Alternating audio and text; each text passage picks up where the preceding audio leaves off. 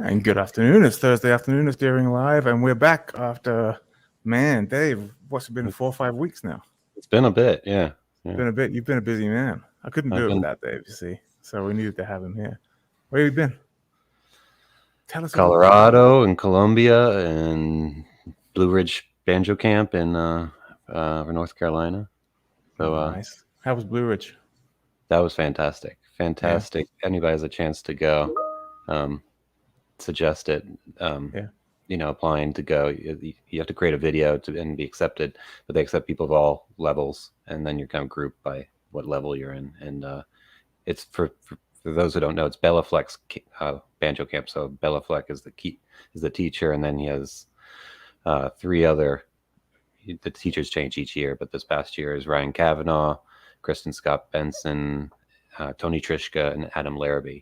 Nice. So top-notch teachers. Yeah, and top-notch daring artists, three of them anyway. So that was cool. I'm glad you had a good time. Fourth with Mark Schatz there on bass as well. Oh, cool. That's right. That's very cool. Well, welcome back. I'm glad we could do this again. We've been looking forward to this one. Before we jump in, though, I do want to just make a quick mention. DaringBanjos.com all weekend for Labor Day. We will be holding a buy one get one string pack sale. So if you need new banjo strings, take a pick, and we got a ton of them to give buy one get one. So take advantage of that and keep an eye out for the email tomorrow. Let's jump in because this is going to be cool. So Mr. Colton Crawford, banjo player for the Dead South, who we've gotten to know over the last year or two. Excellent musician, fantastic musicians, all four of them. Their sound, I'm going to read from their website because it's such a great description, but their sound built on a taut configuration of cello, mandolin, banjo, and guitar, speeds like a train past the polite definitions of acoustic music into the grittier, rowdier spaces of the bluegrass world. And I couldn't think of a better description when I was writing this, so we used that one. Sorry, Colton, but we stole from your site there. But let's bring him in. We're going to talk about some banjos. We're going to talk about some streaming and a whole bunch of other stuff. Let's bring him in, Mr. Colton Crawford. What's up, guys? Good to see you. Hey. Good to see you. Thanks for joining us. We were lamenting on how we need to up our background game, both of us. Yeah, this is brand new. This is just like 2 or 3 days old, so it's looking pretty good. I'm pretty happy with it. It's a great look. It's a great look. Yeah, thank you. I love it. Yeah, it's been interesting to watch you on Instagram. The evolution of your background space there. So yeah. How's life? How you been? It's really good, man. We've been busy touring like crazy since September. So we have kind of like a 7-month break right now. We're at home until we do a short Canadian run early October. Okay. Then nothing again till November. So it's nice to be home for a little bit and be able to sleep in my own bed and use my own shower. The joys of touring life. And you're in Regina. Okay. Regina, Saskatchewan. Canada, right? Yeah. Okay. Very cool. Yeah. Well, typically we open up with a little tune. Are you down to give us a little something? Yes, absolutely. All right. So cool. By the way, for those who are curious, we typically go out to the Deering YouTube and Facebook channels, but Colton, being the streamer that he is, has a wonderful Twitch channel as well. So we are streaming out to Twitch. So welcome to everybody watching. Yeah, all the chat. Twitch. Welcome. Seeing a lot of familiar faces. It's awesome. Yep. This is perfect. Great. All right. So this one, this is a kind of a little experimental Clawhammer song I've been working on for the last, kind of just like plinking away at it for the last few years. So it doesn't have a name or anything yet, but I figured it'd be a good one to start with. Sounds awesome. A tune a banjo? Come on. Yeah, sorry. It's okay. All right, we're going to let you go for it.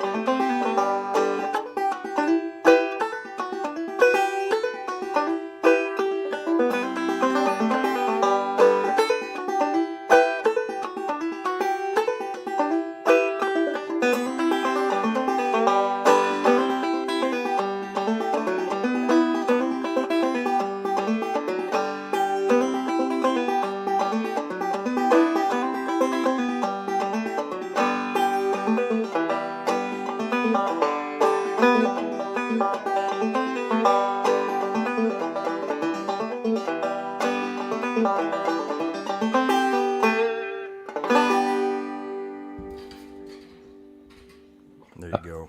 All right. That was cool. Yeah, thank you. So you don't have a name for that yet, you said? No, you know what? My mom, for some reason, has always wanted me to write a banjo song called Breakdown in Massachusetts. She just thinks that's the best name for a banjo song for some reason. So let's call it Breakdown in Massachusetts. Well, that's an odd state to choose. It is, yeah. I don't know why. I think she thought it had a good ring to it. So there you go. All right. Yeah. Well, your style on that tune is, it's not like a typical bump ditty clawhammer rhythm. No, it was kind of like a melodic clawhammer. I was kind of experimenting a little bit and trying to come up with something that wasn't just the typical bum ditty, little bum ditty rhythm, and that's kind of what I came up with. There's a couple little like up picks with the or up strokes with like the middle finger, a little hybrid too. thing. Yeah. So okay, a little bit weird. Yeah, not the most traditional clawhammer, but no, it's cool. It's nice to hear. See and hear something different. Yeah, cool. And are you doing a bunch of hammer-ons too? Do you kind of get those extra notes? How are you getting those extra Lots notes? of hammer-ons. Yeah, lots of hammer-ons. And like, so in this, oops, I should probably just keep this in my hand. A lot of like not actually hitting the string, but doing a pull-off. So like when I'm doing that, that.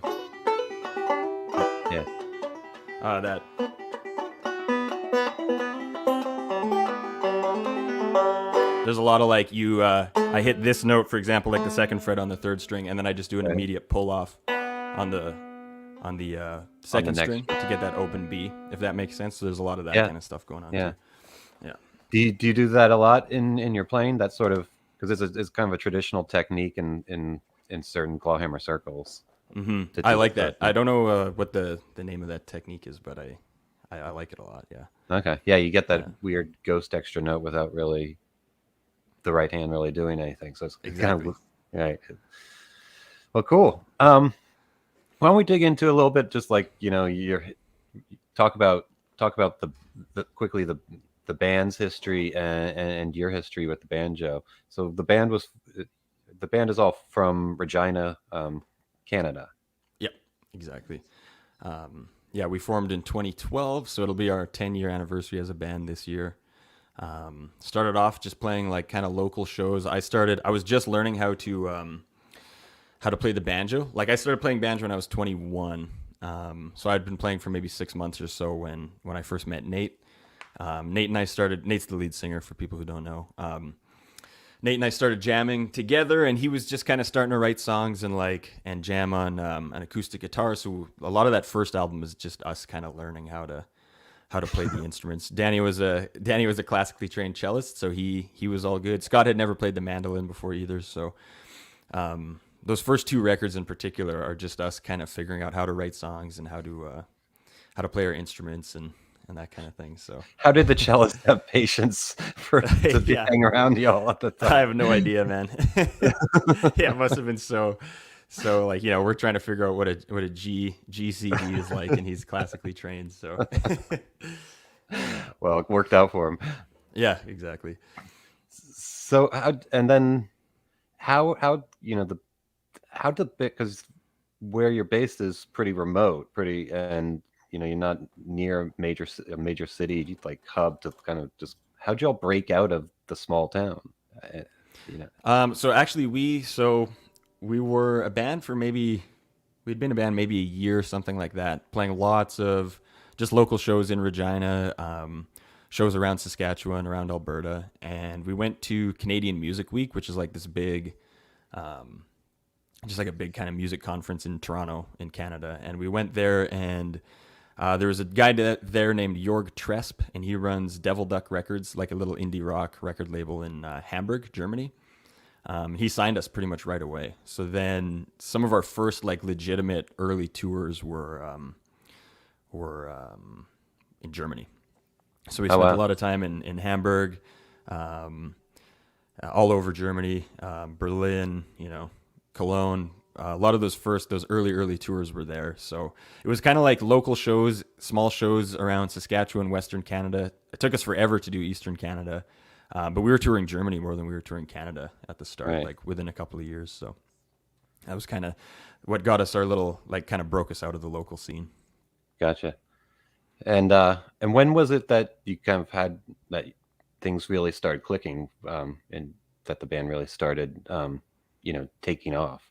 Was it how many years after was it about? It was probably around that time, to be Yeah. honest. Once we started doing these tours in Germany that were like, they were all booked for us in advance. We weren't like just emailing pubs, seeing if we could play. Right, There was an actual, someone booked the shows. It right. was kind of like, oh, okay, this is cool. Like this could maybe turn into like a job someday, kind of a thing. And then In Hell I'll Be in Good Company blowing up on YouTube was the kind of the big thing that really kind of shot us.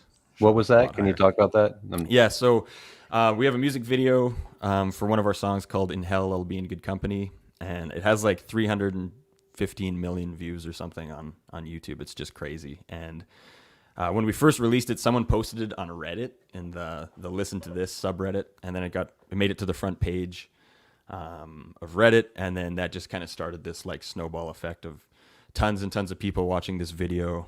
There's been like spoof videos made of it. We just Wow. had just someone yesterday, actually, someone sent in our group chat. There was like some like big like European musician was like making a spoof video of the In Hell Music Company video. So, yeah, so that was pretty cool. And people often say like they think we're paying YouTube or something like that because it gets suggested on so many people's algorithms. But we've Right. never paid YouTube a dime. Right. So it's just been that. So that was huge. Just the internet in general was like absolutely huge for us. And then that's what got a lot of eyes on the band, and kind of that's when we were able to start selling more tickets kind of everywhere. Right. And start traveling, start having successful like North American tours more. Yeah, exactly. Right. Yeah. That's awesome. So while we were learning the banjo, and the band was, happening, what were kind of your struggles as you were learning, kind of learning the banjo, and the band was developing at the same time? What were certain struggles that you had as a banjo player, and kind of how'd you overcome them? It's a good question. I felt like I picked it up somewhat naturally. I played guitar for years. I played like metal guitar. Okay. And one of the things so here's the thing. It's kind of funny because on my stream, I actually play a lot of like metal songs on the banjo. But when I started learning, I did not want to just be a guy that played metal guitar techniques on a banjo. I wanted to actually learn it properly. Right. So Okay.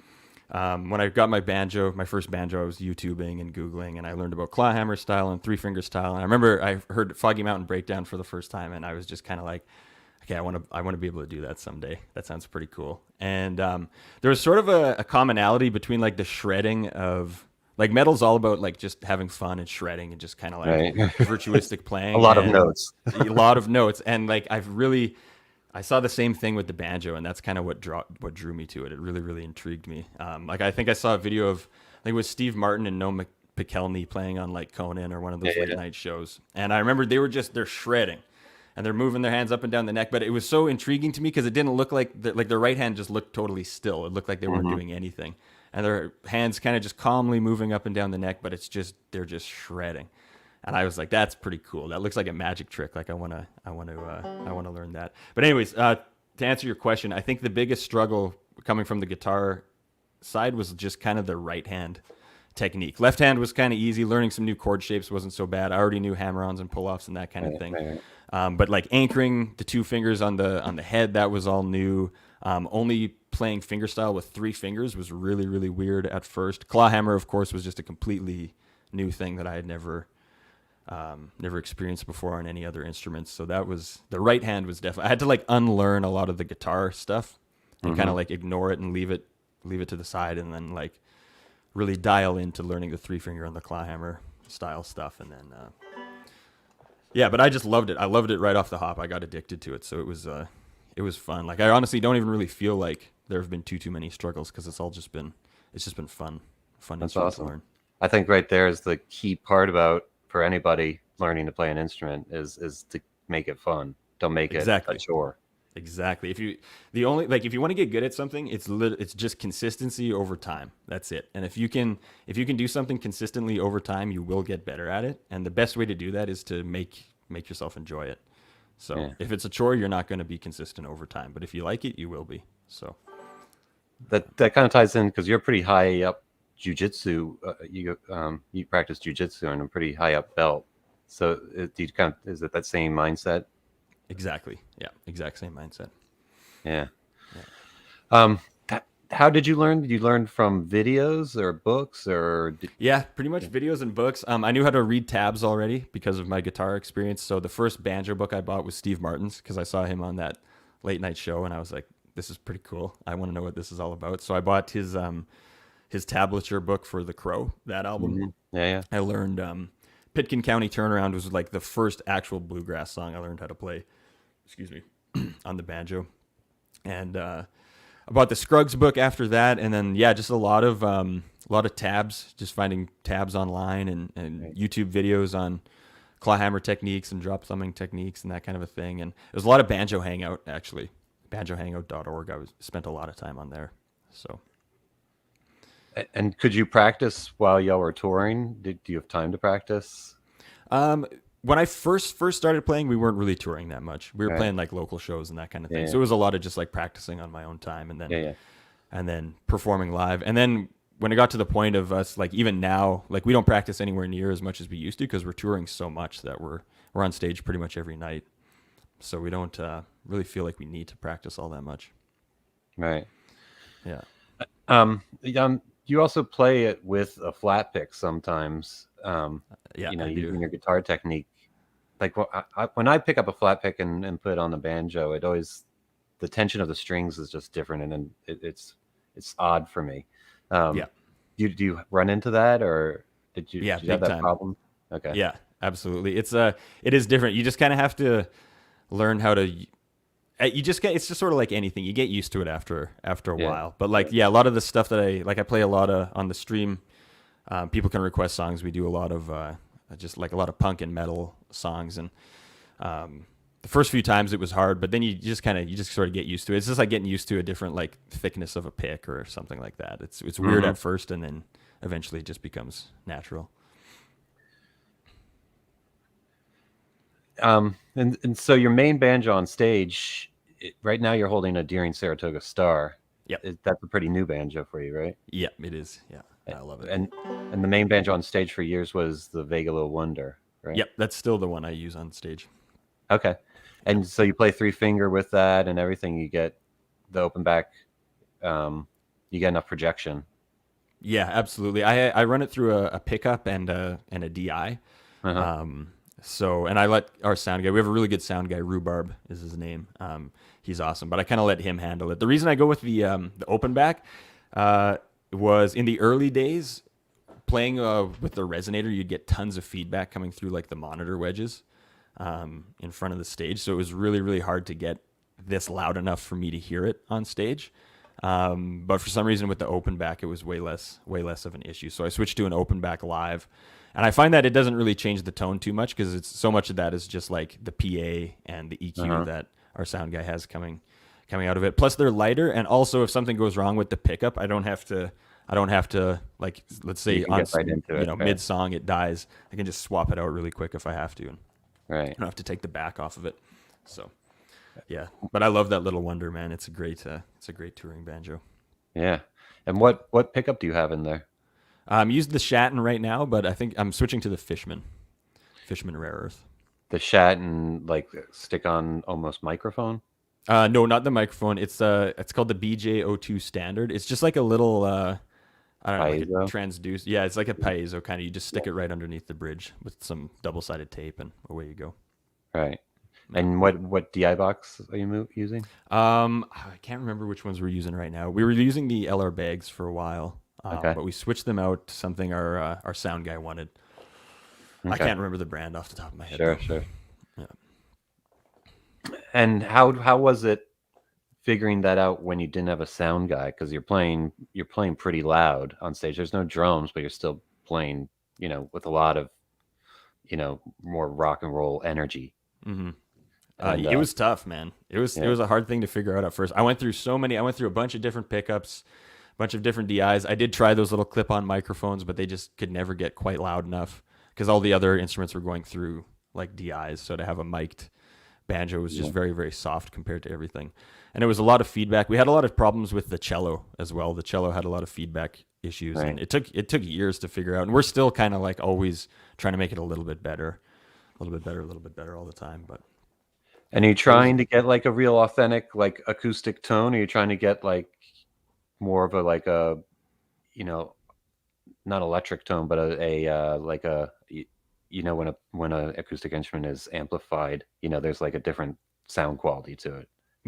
And some people are just aiming to recapture that exact acoustic thing. Some people like that kind of, I don't know if you call it, you know, that sort of electric-y sort of acoustic sound. Yeah, I know what you mean. Yeah. Preferably I'd like the you know, the tone of the banjo to come through as true as possible, but when you're getting really, really loud, sometimes you have to sacrifice a little bit of that tone. So it's impossible, really. Yeah, exactly. Yeah. So you play clawhammer and three finger. Which one do you kind of lean towards more? Is there one that you prefer, or That's a good if you're just playing the banjo, especially by yourself, if you just have a choice, if you pick up a banjo, what's the first thing you usually do? I'd probably go clawhammer as the first thing I usually do. Although I love both. I really, really love both. I go through phases where, and this is kind of how I learned both. I kind of learned both simultaneously. Like I would do clawhammer for a while until I got, you know, felt like I was bored or kind of plateauing a little bit, and then I would switch to three finger to keep it interesting and try and relearn some of the songs in that I'm playing clawhammer, play them three finger style. You know, like Cripple Creek and all that kind of stuff.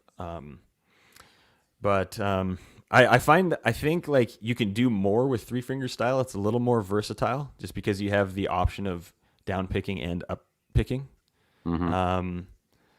But clawhammer's fun too. It's fun to like work within limitations. Like that song I just played at the start. It's like I'm trying to still do clawhammer technique for the most part, but trying to see where can you push it and how can you play with the rhythms and play with the technique a little bit.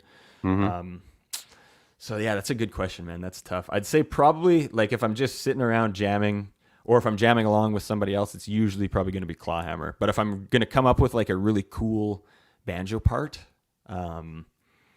three finger style is probably a banjo solo or in a song or something like that is usually three finger style. Yeah, I hear you, because I do both as well, and I think I lean toward when I'm just sitting around and just kind of lazily picking up a banjo, it's clawhammer because I don't have to find my picks, and I don't have to warm up as much, and I can use strum chords here and there, so it kind of fills out the sound. Yeah, exactly. I find if I was just playing, like if it was just me and a microphone in a crowd, I would probably be mostly clawhammer, just because of exactly what you said. It does sound a little bit fuller. You can strum the chords and you can kind of be your own. You can kind of hit the hit the head, and you know, get a little bit of rhythm with the or whatever, and it fills it out a little bit more than three finger style for sure. Right. And do you feel you have to? I know this happens to me. If I haven't played three finger in a little bit, I've really got to like seriously warm up, like really focus. It's not like picking up a flat pick where you can just kind of go. Do you run into that at all? A little bit. And I also find that like I have a very specific like angle that I like to have my picks at, and if they're like, I don't know if you get that, but like if they're a little bit off, it can be kind of tricky to play. Like I find like sometimes when I pick it up and play three finger, I gotta adjust the picks on my fingers a couple times before I start to feel like at home. Yeah, definitely. Yeah, the three finger is much more finicky about the banjo setup and the picks. If the bridge is taller a little bit or something, it can throw me off definitely without having a moment to kind of get used to it. Yeah, exactly. Yeah. So I think it's those metal picks hitting the metal strings. It's just very unforgiving. Yeah, it is. Yeah. Anything you hit is going to be it's going to be heard. Yeah. Yeah, exactly. So, yeah. Is there a favorite, you play, is there a favorite classic song that you like to play on the banjo? Like classic banjo song? Classic banjo song, yeah. It's like we were talking right before the stream started. It's kind of like the Smoke on the Water, or like the Enter Sandman of the bluegrass world. But I love Foggy Mountain Breakdown. I think it's a great tune. It's a great song for a reason. Yeah, it's so good. Yeah, it's a hit for a reason. So like I love playing that. I love playing. I have to admit, I don't know probably as many standards as I should as a professional banjo player. So much of what I've done is just like writing parts for Dead South songs. Mm-hmm. But I like a lot of the old Scruggs stuff, Cumberland Gap, Foggy Mountain Breakdown. I like Clinch Mountain Backstep, Ralph Stanley. That's one of my favorites. I love Ralph Stanley. He's really, really good. Just kind of that. I mean, like then the like Cripple Creek and all that kind of stuff. Like I still warm up with all those kind of standard tunes. Well, do you want to play one of those standard tunes for us? Sure. I can play. Let's do Cumberland Gap. Do a quick little Cumberland Gap here. Cool.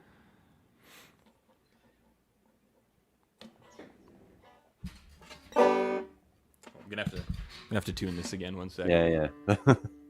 Yeah, it's been hot, super, super hot and humid here, so I've been finding the banjos have been having a hard time staying in tune. Do you not have air conditioning? There's not a thing. I do have air conditioning, but it's the ventilation in my little office here isn't the greatest, so Right. it gets a little humid, it gets a little musty in here. Yeah. All right.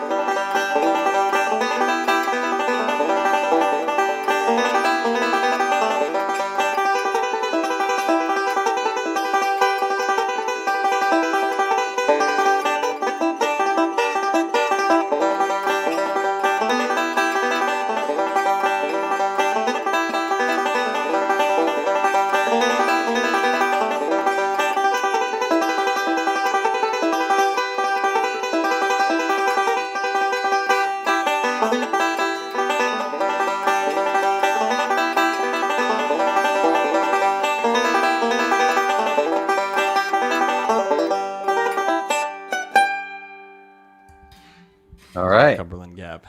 There you go. Quick little bluegrass. Some pretty good bluegrass chops there. Yeah, thank you. Yeah, you kind of because you kind of went straight into playing a band. And have you had a chance to like be in bluegrass jams and everything, or did you kind not of at all? That's something like I've never done that. Yeah, so it's really. Yeah, I have a kind of a very different like origin story than most banjo players, I think. Yeah. You know, like I didn't grow up listening to bluegrass. Not that I don't love it, it just like wasn't really something that was played in the home all that much. Wasn't really aware of it. And it wasn't until I started playing the banjo that I kind of became aware of this whole genre and this whole like world over there. So yeah, I've done very little. Like that's actually one of my I'd say like my weakest aspect as a banjo player is improvising. Like I like to write parts and compose parts, and like if Nate writes a song, it's like my favorite thing ever. I got like 8 bars. These are the chord progressions. Come up with a cool banjo part. Like that's kind of what I love to do. But coming up with something on the fly, especially 3-finger style. Like if I'm doing a jam, that's when I'd probably be playing Clawhammer, because I find I can just improvise better in Clawhammer. I'm not sure why, but trying to throw in melodic runs and turnarounds and all these things on the fly, unless it's like just a standard 1-4-5 in G or A or C, that's pretty easy. But other than that, yeah, I consider myself more of like I compose more than I like jam. Yeah, definitely. Yeah, it's just a different path, but it still works really well. Yeah. Has the band ever played any festivals where there's some more traditional bluegrass bands playing, like, and has that ever happened, or have you just done a totally different circuit? Yeah, no, we played festivals with bluegrass bands, and we've had like late night jams at those festivals and that kind of a thing. So I shouldn't say I've never done any of those jams, but it's not something that I do as regularly as like a typical bluegrass player. Gotcha.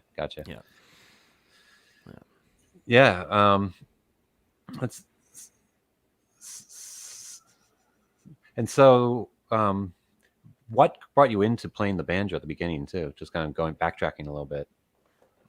Yeah, so it was kind of, honestly, it was that Steve Martin. It was that Steve Martin thing. Okay. Like, I always liked the sound of it. I was a big like indie rock fan in like late high school and early university, and I loved Modest Mouse. And they had that one album, Good News for People Who Love Bad News, and there was a lot of banjo on that. And it's just really simple, kind of plunking in the background. But that kind of started me going like, kind of getting aware of the sound, and then seeing that Steve Martin thing, it was that kind of like the metal side of me, seeing like the shredding, kind of like the, just the raw talent, and just kind of like the lot of notes, fast playing just for the sake of fast playing, kind of like, look what I can do, isn't this cool? Like, yeah, I loved that kind of spirit of it. And yeah, that's kind of what got me to it. And then it was just sort of a rabbit hole. Obviously, I found Scruggs after that and watched a bunch of those videos. The Sleepy Man Banjo Boys, that kid was another one. Yeah. I remember being like, holy smokes, look at this kid. Look at him. He's just ripping. He's just this tiny little guy. Yeah. And I was like, that is just so cool. It was one of those things, like, there's this famous guy in the jiu-jitsu world named John Danaher. He's like a legendary jiu-jitsu coach. And he talks about how the first time he ever did jiu-jitsu, it felt like the people he was rolling with, it like training with, it felt like a superpower. And he thought, like, I just want to be competent at this. I just want to understand this enough to, like, I just kind of want to know what's going on here. And I had that same exact feeling with the banjo. It was just kind of like, I see these guys shredding. I don't really know exactly what's happening, but it looks really cool. And I just kind of want to see if I could figure that out a little bit. And then the band started right after that. So that was just like a perfect incentive. Like, if the band hadn't started, who knows, maybe I would have played banjo for a year or two and then gone back to the guitar, or kind of pick it up here and there. But because the band started, it just sort of became like my main instrument all of a sudden. Yeah. All right. Right. There's, I always need an incentive to really truly practice, to really get to a better spot, whether, a gig or a recording thing, something. So yeah.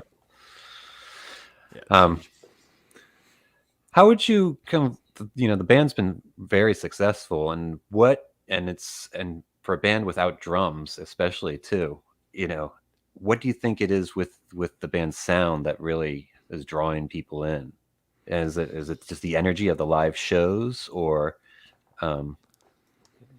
Excuse me. That's a good question, man. I don't know what it is. It's it's hard to define our sound. Like, when people ask, like, if I tell people, like, oh, I play in a band, oh, what kind of music do you play? I always have a hard time answering that question. Usually I'll say bluegrass, but if you're talking to a bluegrass traditionalist, they would not consider us bluegrass. Right. But I think if you say bluegrass, for the majority of people who aren't in the bluegrass world, the image that comes into their head when you say bluegrass is like as close as I'm going to get. But I'm not sure what it is. I think there's a little bit of something for everyone. Like, when we play live shows, like, we hear all the time about little kids who love their music. They'll watch that In Hell Will Be in Good Company video, and they'll do the dance. And so we have people all the way from 5 years old up to, like, older people in their 70s and 80s that come to the show. We get metalheads that come. We have kind of like bluegrass fans. We have punk rock fans. It's just kind of like we're bluegrass in instrumentation, but I think we're more kind of like a rock band in how we write our songs and how we structure and how we perform. And I think, like, it's that, like, if it was all distorted guitars and really, really heavy, it would turn people off, even if we played the exact same songs. But if we just played them on electric guitars, it would turn some people off. And I think it's that kind of, like, it brings people in from all other genres, and it's really just kind of a happy accident that it's happened that way. But you found that spot where everybody can kind of meet and exactly. Yeah. And so then y'all recently did an album of bluegrass, or not just bluegrass, but kind of more traditional tunes, that easy listening for jerks. Easy listening for jerks. How'd you come up with that name first? And then how'd y'all, like, choose the tunes? And it really shows how you can play bluegrass really well on was it Flint Hill Special that's on there? Yeah. Flint Hill Special's on there. So that title, Nate came up with that. He threw that around as an album title for a couple of years, and I don't know why. I just loved it because it just kind of sounded like, it goes back to the previous question, like, what is our genre? Like, it is kind of easy listening, but it's not your typical easy listening. It's like, there's a little bit more of a punk and rock vibe to it. So easy listening for Jerks just kind of somehow really seemed to capture the spirit of who we are. So we worked with a publishing company called Pure Music, and over COVID we weren't touring, and we wanted some work to do and some things that we could try and monetize. So our publishing company approached us with the idea of just doing a bunch of like public domain Carter family bluegrass songs that then they would just pitch to TV ads and movies and that kind of a thing. And so we all bought some nice microphones and some preamps and some recording gear and started recording them. And we got a couple in, and we just figured like, hey, it'd be kind of cool to just release these. Yeah. So we picked 6 traditional bluegrass songs. I think we each picked one song that we wanted to do, and then we had 1 or 2 that we chose as a band. And then as we were working on that, there was 2 songs that we always wanted to cover. The first was 96 Quite Bitter Beings by CKY, and the second was Chop Suey by System of a Down. And we thought, well, why don't we let's do some bluegrass songs, and then we'll do another EP of like the punk and rock covers. And then that kind of covers the 2 halves of who we are as the band. There's the traditional folk bluegrass stuff, and then there's the stuff that we grew up listening to, the punk and the rock and that kind of thing. So, and it just kind of worked out perfectly, like easy listening for Jerks part 1, part 2. We can expand on it if we ever want to do more covers or any more like EPs. We could do part 3, part 4. It was the same thing. We each picked a song, and then we had those 2, the CKY song and the System of a Down song. And then, so we just worked on them. The bluegrass one, the easy listening part 1, we recorded just isolated at home. So Nate would record vocals and guitar, send it to me. I'd put banjo over it, send it to Danny. He'd do the cello part, send it to Scott. And then we went into the studio. It was kind of like right when things were starting to open back up again, when we started working on the second one. So we went into the studio to do part 2. Yeah. You also have you have a Twitch channel. Obviously, a lot of people are watching here on Twitch, and you play along with Dead South tunes and metal tunes. How'd you kind of start doing that? That's a good question, man. You got a lot of good questions. This is great. So actually, I first started streaming like. It was kind of just on a whim, honestly. I had no idea anything about streaming, had no idea about Twitch. I'd been on Twitch like maybe once or twice before I started streaming. I started playing video games, and one day on the stream, we were playing a game, and I picked up my banjo and started plunking along with it. And then someone else who watched my stream, we have a Discord group, and he posted a video of him playing Plug-in Baby by Muse on the banjo. There's that kind of really, I don't know if you know the guitar riff, it's like a really distinctive guitar riff. And he played that on the banjo, and I was like, that's pretty cool. I could learn that. And so I learned that and played it on the stream the next day, and people really liked it. And then I learned Lamb of God song, like a really heavy metal band. I learned one of their songs on the banjo, and then it just kind of just went from there. So obviously I knew all the Dead South songs already, so people could request those, and we play those on the stream all the time. And then I've just slowly been building this repertoire of songs. And I think I got like 70 or so covers that I do now. All kinds, like everything from, we do like Marty Robbins to Lamb of God, Pantera, just everything, anything you can think of. And this was always, I just love putting banjo on stuff. This live stream was always on Twitch? Always on Twitch, yeah. Okay. Yeah. Why don't you explain Twitch for a lot of our viewers who aren't familiar with what it is? Sure. So Twitch is it's a live streaming platform. It's similar to YouTube, but everything is geared towards live. So there's not they're called VODs, like the video that's saved after after you stream. Mhm. Those are saved, but Twitch automatically removes them after I think 2 weeks. So it's not like YouTube where there's a big library of videos on someone's channel. It's very, very much geared towards live and interacting with the chat. So pretty much it looks exactly like this. I have a couple other there's more going on the screen when I stream, but and there's a lot of like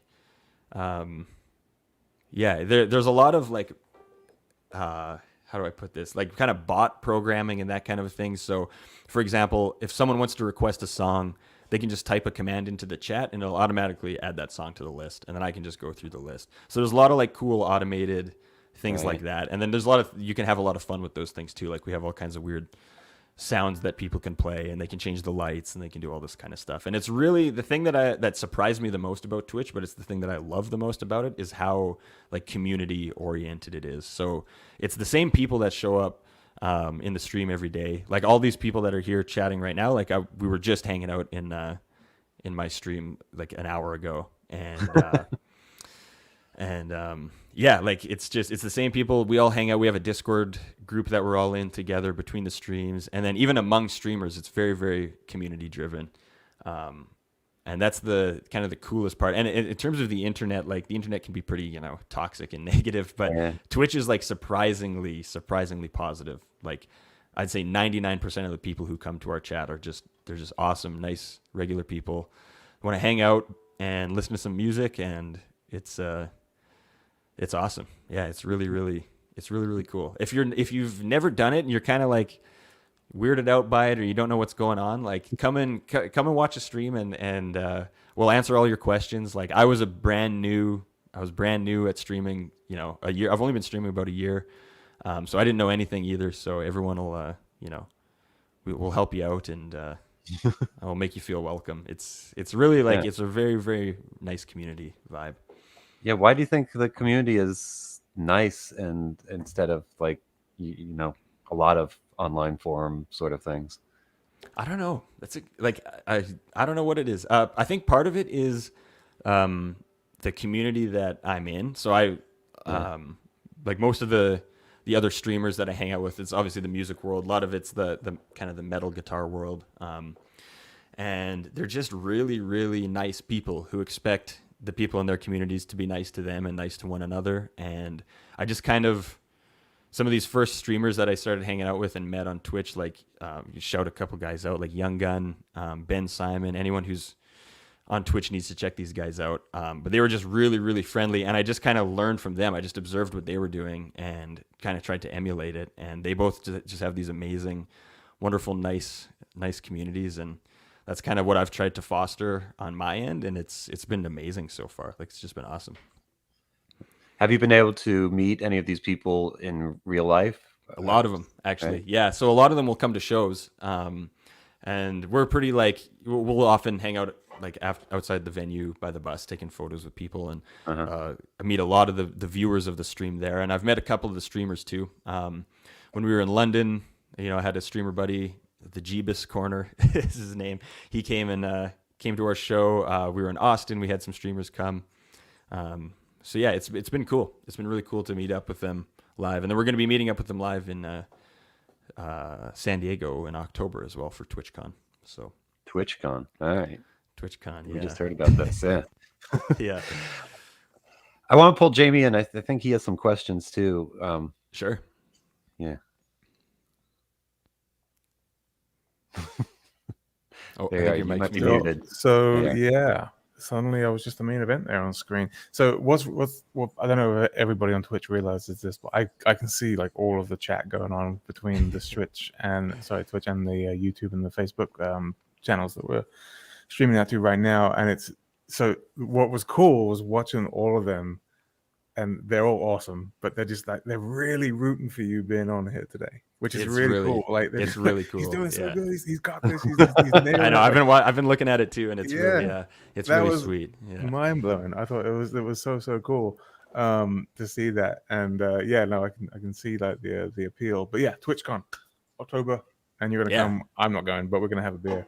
We'll hang out. Yeah, absolutely. It'll be great. I know who does want to go hang out with you about streaming is young Jonathan, who's in the background. He's very keen to have that conversation, so maybe we'll drag him down into town and have a beer and a conversation. Yeah, sounds great. Yeah, man, I can't keep up with all the chat. It's insane. These guys, like, they chat hard and they talk all the time. It's fantastic to see. It is, yeah. It's I'm great. trying desperately to be able to filter out the YouTube and the Facebook messages, but Yeah. so I'm curious, and I know a couple of other people asked this as well. What is your favorite song of your songs to play? I'm gonna say Boots is probably my favorite. I love playing that one. I love playing that one live. It's a Clawhammer song, kind of like goes back to what we were talking about earlier. I find the Clawhammer, especially live, Three Fingers, it's like we were saying, it's much more finicky. I find like I kind of have to, it's hard to like rock out when you're playing like a hard 3-finger style part. But with Boots, it's kind of just a simple Clawhammer part.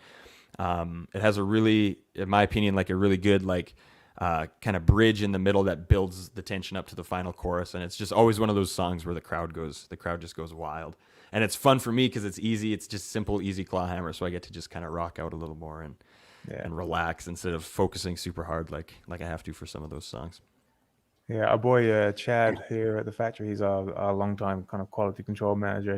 That day we came down, Jonathan and I came down to see you when you were playing House of Blues in San Diego. I think he came to that show that night. And he came back, he certainly praised the energy that you guys were bringing. Awesome. As part of that show. So that was cool to hear. Jason asks from Facebook, what is Colton's favorite beginner or intermediate training exercise for clawhammer banjo? I actually have one for you. It's like a stage. So this is a trick that I found on YouTube when I was like first starting. I don't know if I have, my wallet's not here.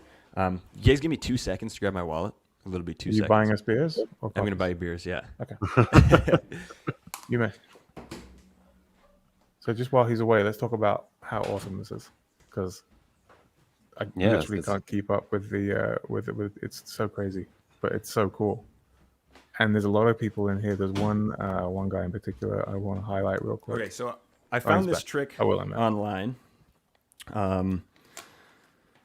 That was to keep getting the strings caught on that rack there.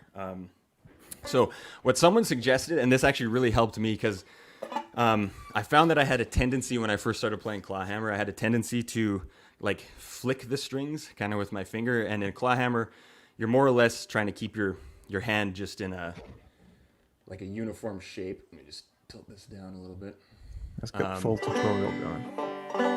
So you're not really trying to do this so much when you're playing Clawhammer. It's more you're just keeping your hand in a static position. And one thing that really helped for me, I think this was just on Banjo Hangout I found this, but take just like a debit card or a credit card and hold it just in your palm here. And then as you're playing, if you try and if your fingers come away from the card, you're going to let go of the card. And just really do your best to hold on to the card.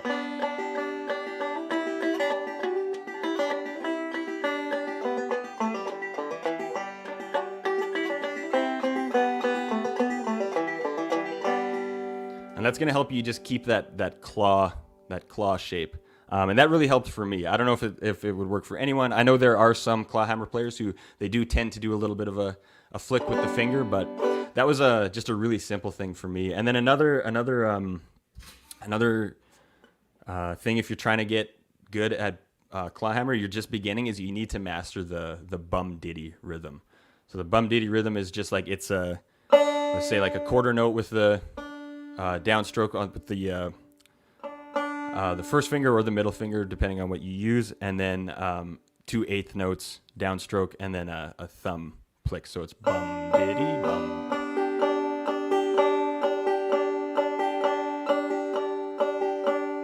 So that's the first thing you need to get down, is that bum diddy rhythm,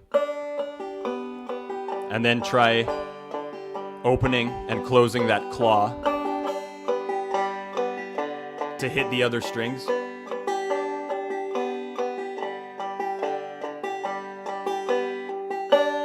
And then from there you can start throwing left-hand techniques like slides and hammer-ons and that kind of a thing. But the first thing is get that bum ditty rhythm down and try and get that right-hand technique solid. So this card trick really, really worked for me. So that's a good question. Yeah, it's good technique. I like that. I remember we had a guy who worked for us, and he'd always say with the thumb, you're not on the fifth string, you're not plucking it as much as you're kind of just pressing and lifting off it, and it's that lift off that's kind of causing. Yeah, it's not like a real big. Yeah, it's not a pluck at all. It's just you rest it on the fifth string, and then the act of pulling your hand away is what plucks that string. Yeah, that's awesome. Mm-hmm. That's really cool. A nice little comment from JS Banjo fan. I joined Twitch today. So much fun. Never feel part of Colton's world, a real community. Yeah, it was awesome. Cool. We just met JS today. It was his or her first time on the stream, and it was great. Great having him. There we go. And Cosmic Drifter. Hey, there we got Ben. Ben's in the chat. Sorry, one of the streamers I was just talking about is actually in the chat. Oh, cool. There you go. Does he know how blessed he is? That is my question. And he should know he makes us all so happy, his adoring fans. Oh, that's cool. Very sweet. Yeah, it's very, very sweet. Thank you, Raquel. There we go. All right. So I got a question for the Twitch guys watching. Should Deering Banjo Company have a Twitch channel? That's the question. Should we stream all of our Deering Live episodes to Twitch? You can leave your comments down in the chat. We're just curious. You're gonna get a lot of yeses. Probably. But yeah, there's a lot of yeses. There we go. All right. Day has been made. Boom. There we go. So September's kind of a big deal, right? For Twitch. You want to explain why and kind of what you're doing? And I know that we're going to do a little kind of helping hand here for a giveaway. So do you want to kind of run through what's happening there and how people can get involved? Yeah, absolutely. So for people who are brand new to Twitch, it does not cost anything to sign up. It doesn't cost anything to view a channel. It doesn't cost anything to chat in a channel or to follow a channel. However, you can choose to support the streamer by subscribing to a channel. That costs, it's like $5 a month for a subscription to a channel. And there are certain perks you get, ad-free viewing, and you'll see a lot of these like icons that are coming up in this chat. A lot of those are specific to my channel that you can only use if you're a subscriber to my channel.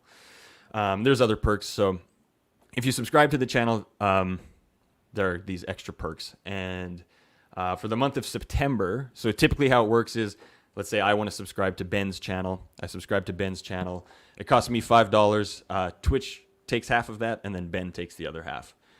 In the month of September, all the subs are 20% off, but the streamer still gets the same amount of money. So it's just an incentive to really push the the subscription. Do we get rated? I think we got rated. Rating is another thing on Twitch. So now a raid is when, so at the end of my stream, let's say there's 50 people watching my stream.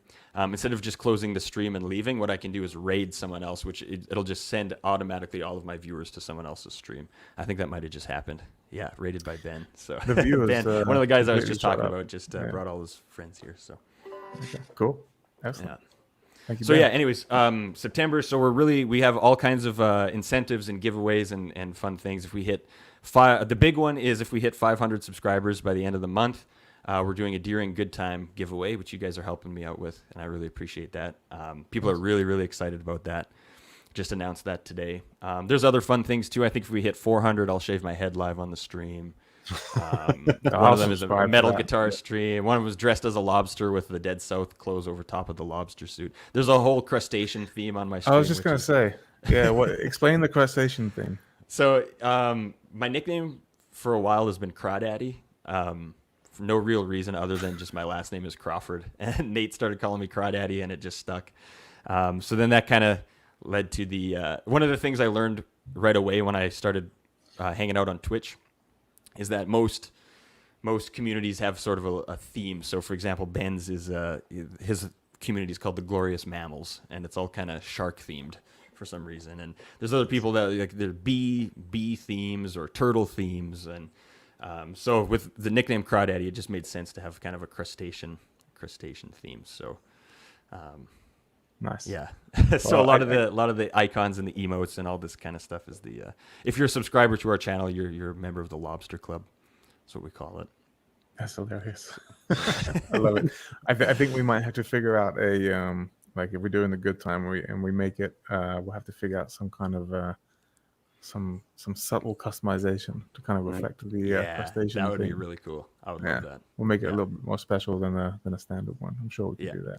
Yeah, let's do that. That'd be awesome. All right. Very cool. Very cool. Right. We're coming up on the hour here. What are we doing? I had a question for you. What's the reception for you guys been like kind of outside of North America? Like when you're playing at Brixton Academy in the UK and you're playing at some pretty big venues across Europe as well. How is that for you guys?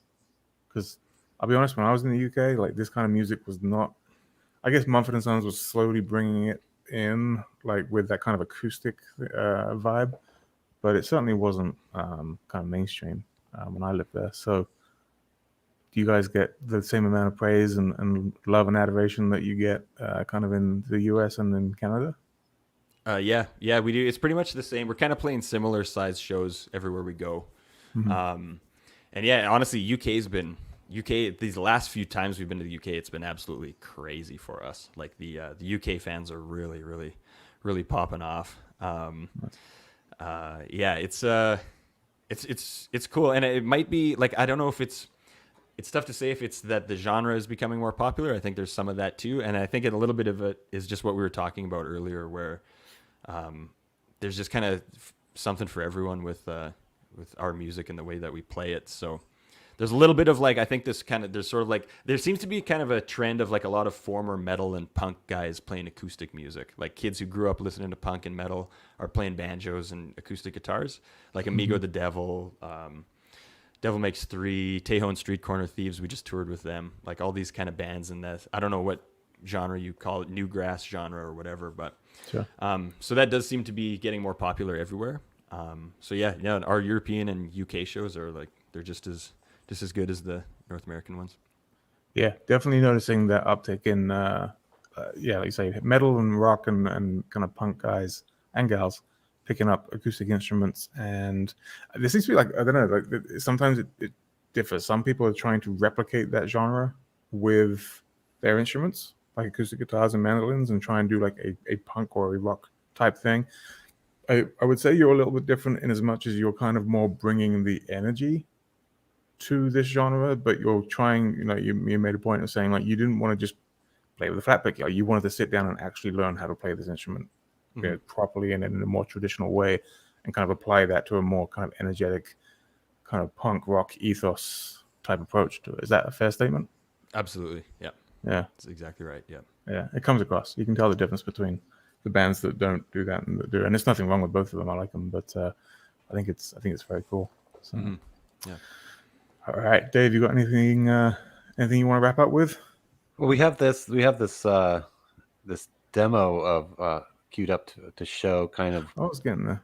People that weren't on Twitch what you're doing. Right. Do you want to go through that a little bit? Yeah, sure. Let's try it. So we were trying to do this just for the people watching. We had a little sound check before, and we realized there were some. A lot of what I do on Twitch is I'll play a song in the background and play along to it. And we were going to do a full song, but we had some latency issues. But I think we're going to just do like this little start of a Dead South song here, right? Yeah. Yeah. So let me just. I gotta. And this was off of this.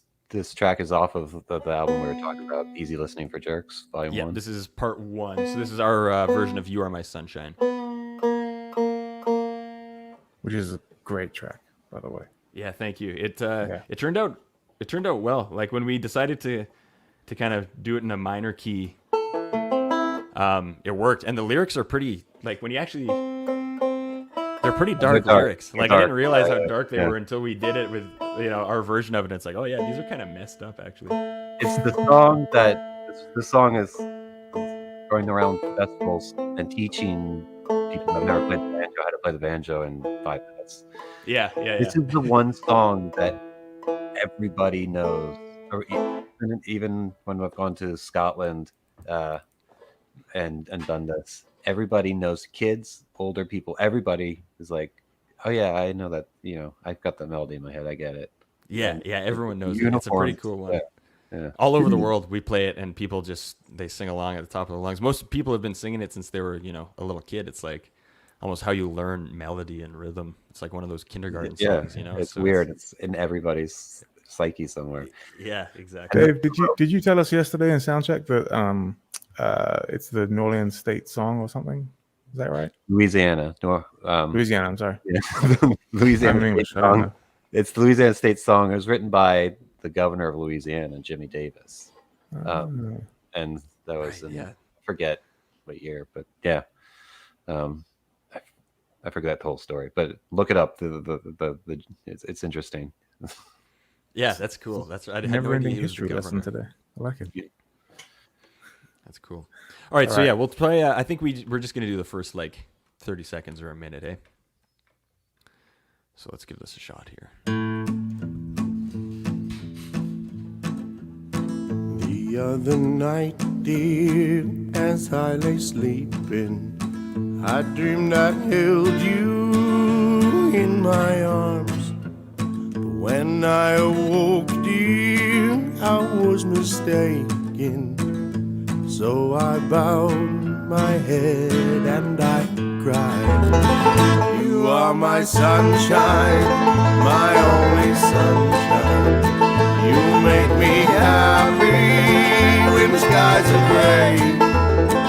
You'll never know, dear, how much I love you. Please don't take my sunshine away.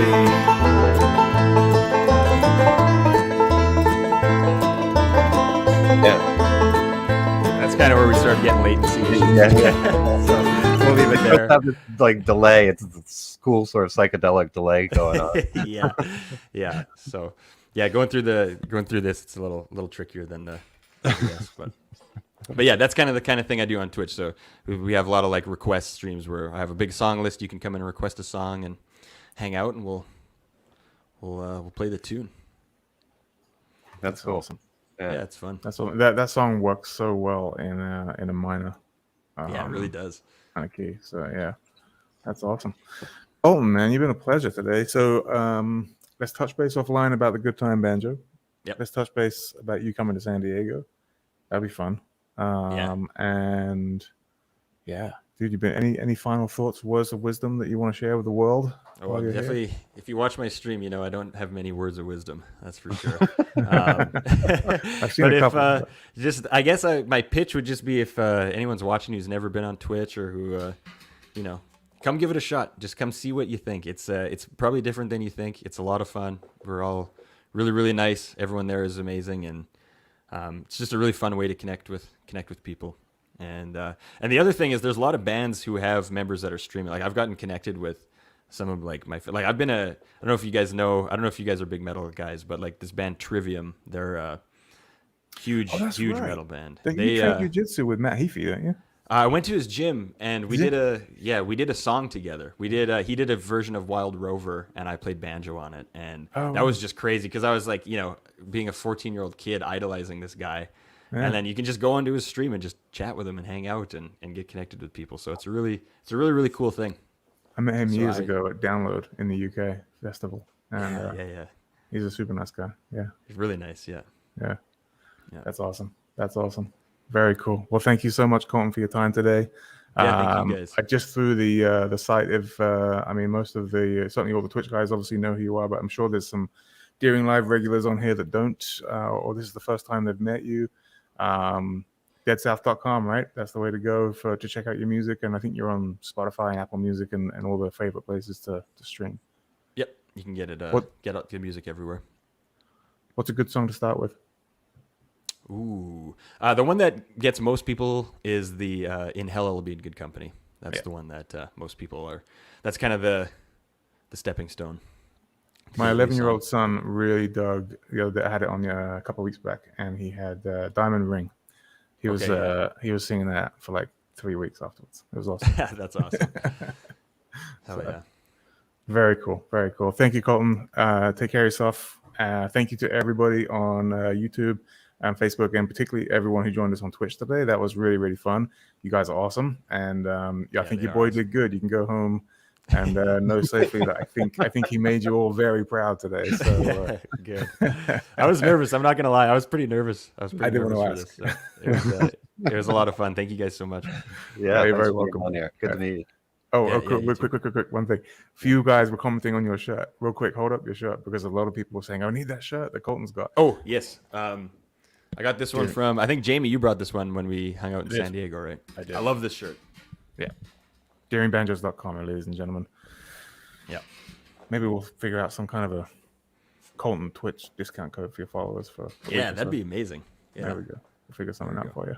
So. Yeah. All right. Cool. Awesome. We're out. Jonathan, take it away, son.